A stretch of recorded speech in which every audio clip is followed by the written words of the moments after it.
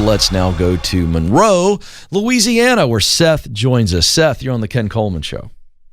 Hey, Ken. Thanks for taking my call today. You bet. How can I help?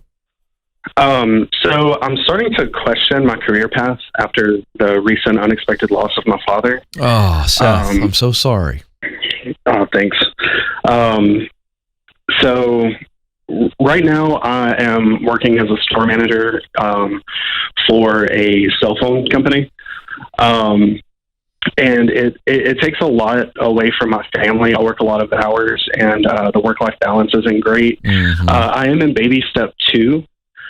So I'm considering trying to find an apprenticeship for barbering. But I don't know if I'm just overreacting because I almost missed the last chance to see my father because of this job. Yeah. Or if I need to stick it out because I'm in baby step 2 and I'm overreacting, or if this is a good time to make that jump. I think you're on a good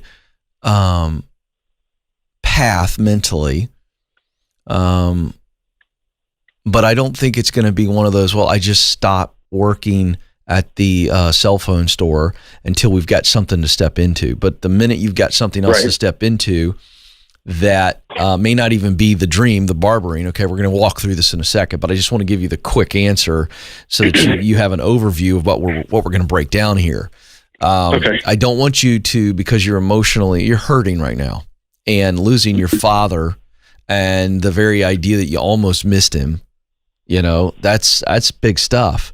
And because of that job, and you go, man, life's way more important. And so that's a very normal reaction. It's not because you're oversensitive. It's not because, you're processing this the wrong way. I think you're processing it the right way. Anytime we lose a loved one, it reminds us of the preciousness of life in the terms of how quickly it goes and how quickly it can go. And it does a masterful job of making us refocus, doesn't it? Right. Yeah. It absolutely does. And so you're not abnormal. The question is, are you married? Are you single? I'm married. Okay. And so are you the sole income or double income? It's double income. We've, my wife and I, when we started having this discussion of a potential career change, we kind of added up all of our bills and what minimum payments would be if we kind of paused the debt snowball for a while. Yeah. And on her income alone, we could, make it happen as long as I was bringing in something. Her income would cover all of our bills, all of that kind of stuff. But that would I had something to contribute. Right, but that would require you to pause the baby steps, and we don't want to do that unless it's an absolute emergency situation. So, but it's good. It's a good exercise. All right. So, how much debt do you have left in baby step 2? I think it's around $15,000. Wow.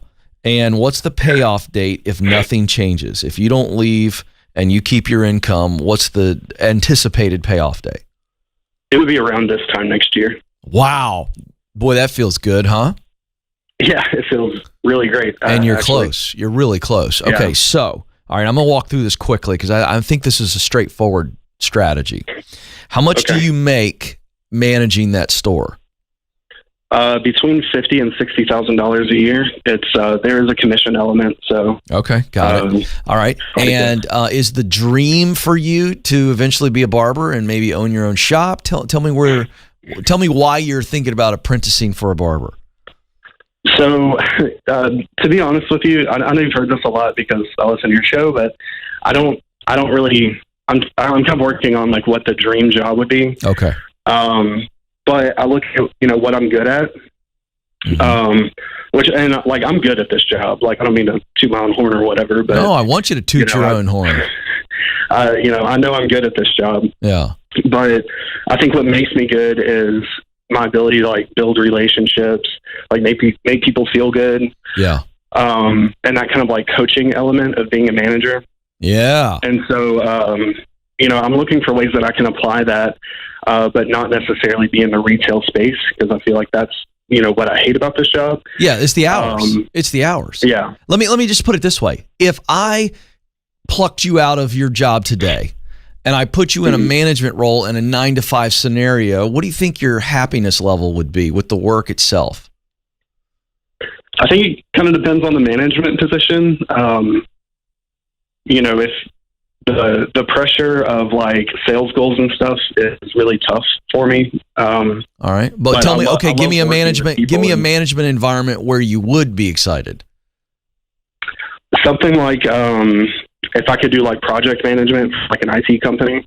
All right, that's what I want you to start looking into.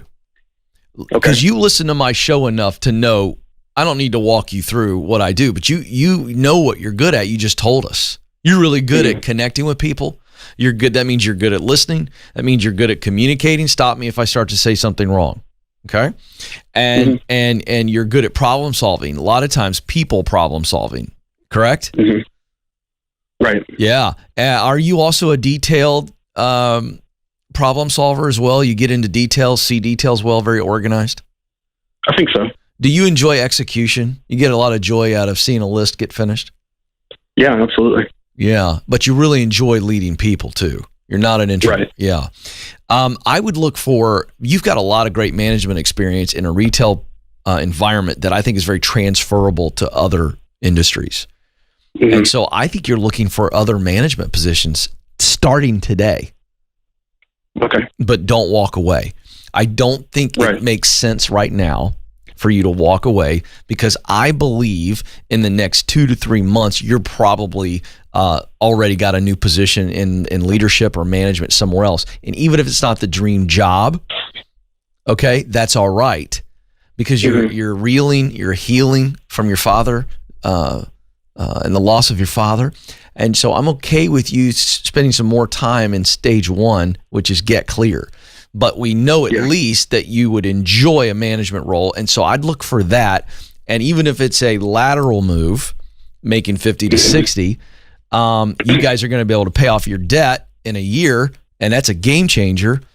And you're not working the crazy hours. And that would be a wonderful, wonderful aid to your healing. More time with the family.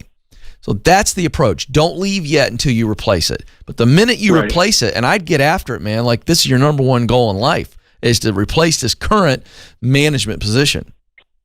All right? Okay. All right, man. Listen, I'm sorry for your loss. And I can tell you that healing is around the corner. But you cannot let the pain that you're experiencing